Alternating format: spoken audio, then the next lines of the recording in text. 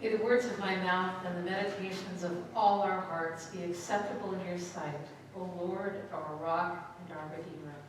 Amen. Please be seated.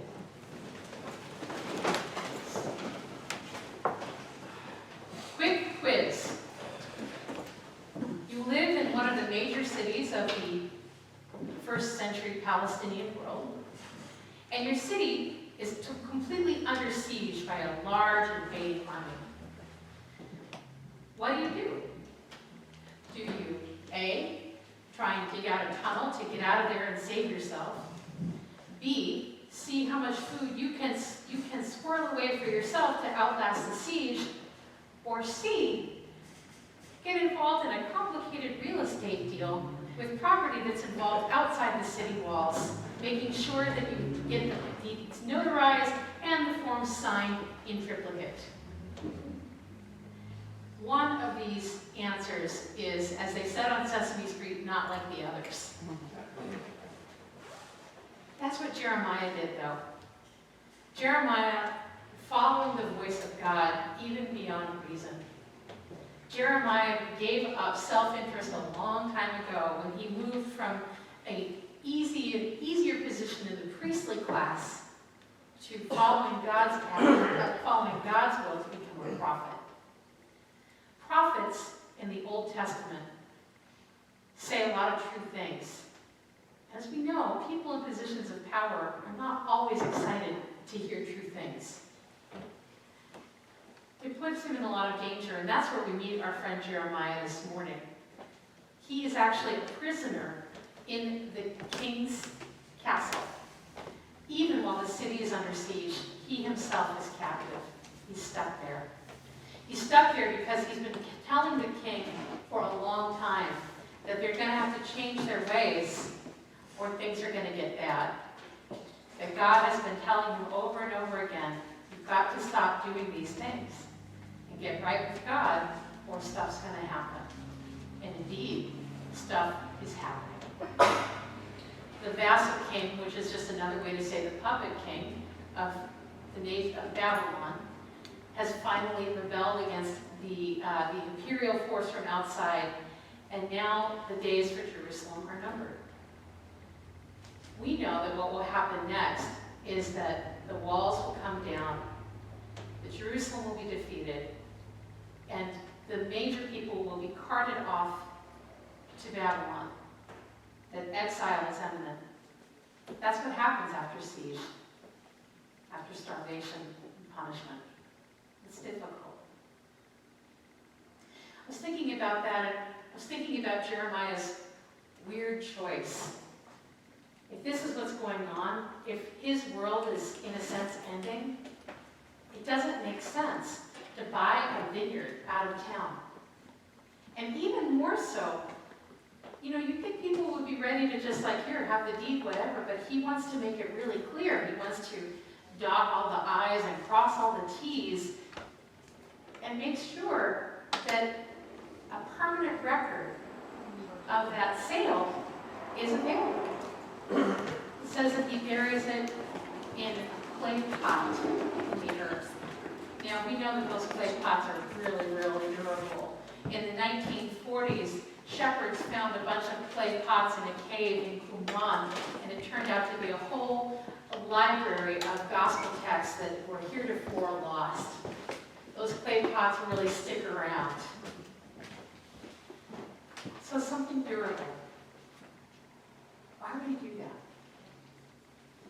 It put me in mind of a movie that was based on a book from a few years ago, The Monuments Men, maybe some of you saw it, about a small group of people from the Allied forces during World War II who were working quietly, covertly, to gather up some of the treasures, the cultural treasures, the artistic treasures that were also under attack, even as cities were under attack, to preserve them, to make sure that they would be available to return to the places where they had come from.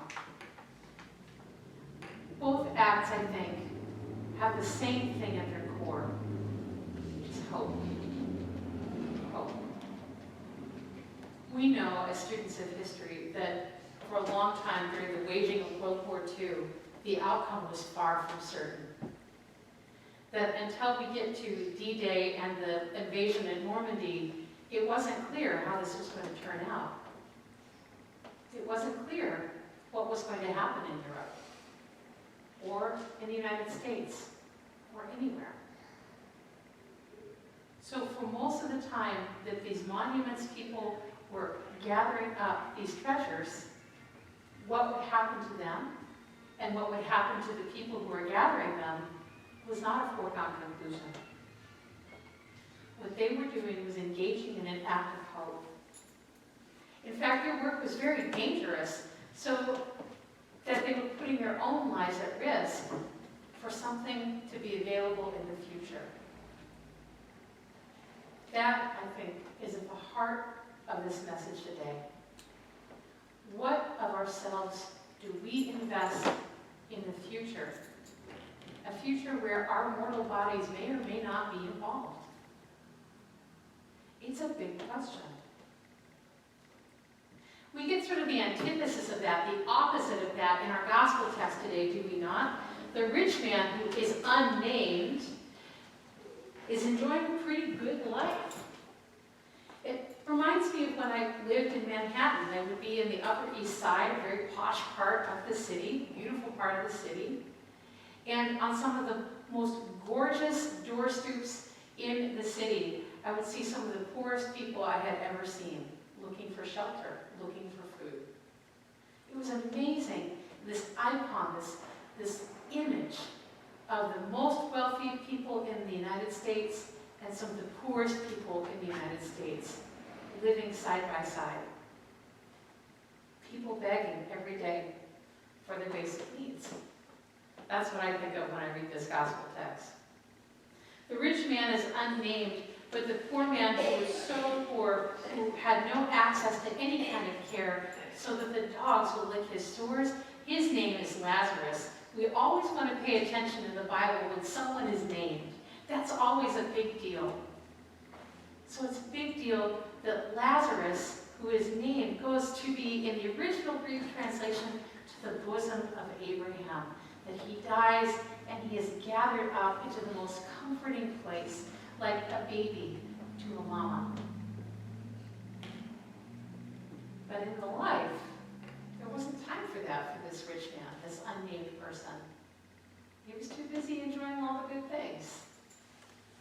And Abraham says, oh, you had your good things then. End of list. In both readings, we see that our call as people of faith is to invest deeply in hope. Now, that does not make sense. It's as rational as buying a piece of property out of town when your city is under siege. You know what makes sense to me most of the time is despair. What makes sense to me a lot of the time is being jaded, is saying it's never going to get better than this, is looking at all of the data and saying, ugh, things are terrible and they're only getting worse. Sometimes that feels like, it seems like a rational response. That the only thing that we can plan on is decline. But that is not God's way. That is not what we are called to as people of faith.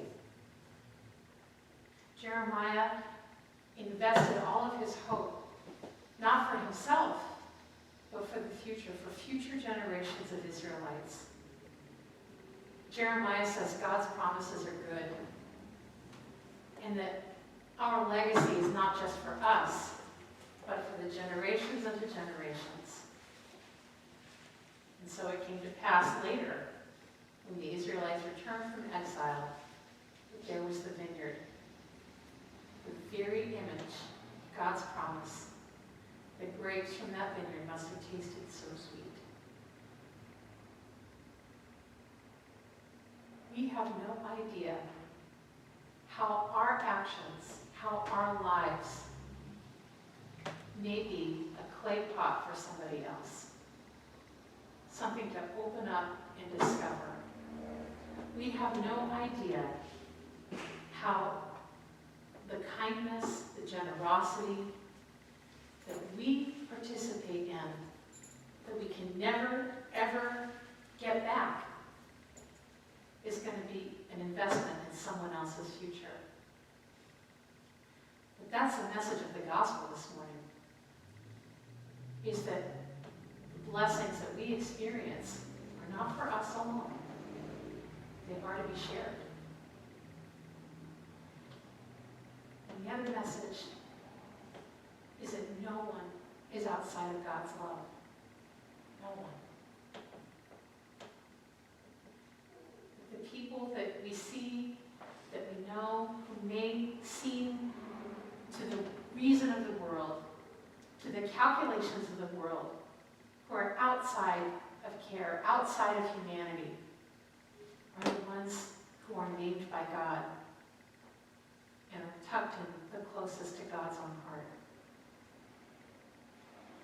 As people of faith, we are both heirs of the promises in clay jars, promises that are durable and valuable. We are also participants in the hope that's found there. I love how it is with God that there's mutuality in care.